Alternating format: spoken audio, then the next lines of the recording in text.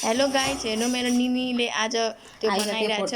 TikTok pay पढा न कमरा हेर्नु गाइस, राम्रो भिडियो हेर्नु गाइस। मैले आज अन्डा पकाउँछु, अन्डा पनि डर हाल्न त पानी पो त हाल्न पनि भन्दैन रातो बनाएर खाइयो भनेर बनाइरहेको छु। हाई गाइस, देखो ये एक अन्डा पकाएको अमलेट। आज अमलेटको तरकारी सब्जी बनाउन लागेको भदैनीहरू आएको खुसियालीमा। अब आज भदैनीले एक अनि के भन्छ आलु उसिनेको सब्जी खान्छ। म बनाएपछि देखाउँछु। हुन्छ। ए अन्डाको पनि फेस वास हुन्छ हैन? फेस प्याक म केही लगाउँदिन भाइ। मैले मोबाइल हेरेको अस्ति मैले म त कहाँ लगाउँछु। हेर्नु गाइस, मेरो दिदी ए मेरो कट्टु अस्ति त्यो फेस लगाइदिए मलाई पनि डर लाग्छ अझ त। फेरि कस्तो हावा मेरो सबैले हेर पकाउन भोलि के गर्नु बनाए बुढो त मकै हुन्छ।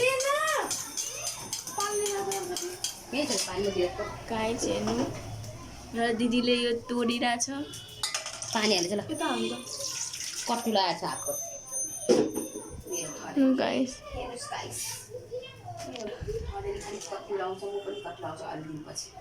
मेरो बुढो छक्कै लगाइदिएको मैले हातकोट लगाउने भएको। अब हातकोट लगाएर के नि हुन्छ र गाइस। यसरी एक बनायो भने एक एकदम मिठो हुन्छ गाइस। यसरी गरेर फैलाउने। अब यो कसको भागमा हुन्छ थाहा छैन, त्यो चाहिँ आई डोन्ट नो। एसीका डङ्गल कि एसेलना डङ्गल कि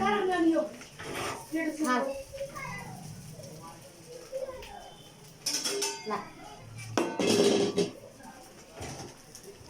अब मेरो छोरालाई चाहिँ सिम्पल अमलेट बनाउनुपर्छ। उसलाई सब्जीमा प्याज हालेको उसलाई मन पर्दैन। कतिवटा भयो नानी?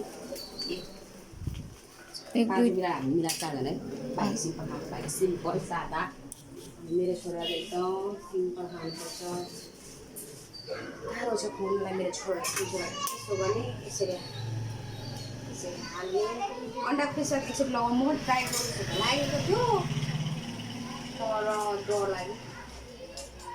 हाम्रो यसमा त्यो अन्डा बनाउनु थियो के अरे र उयो गर्छु नि भन्दा होइन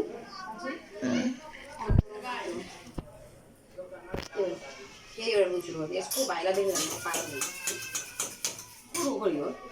ल बाई बाई गाइजहरू, यति नै थियो हाम्रो।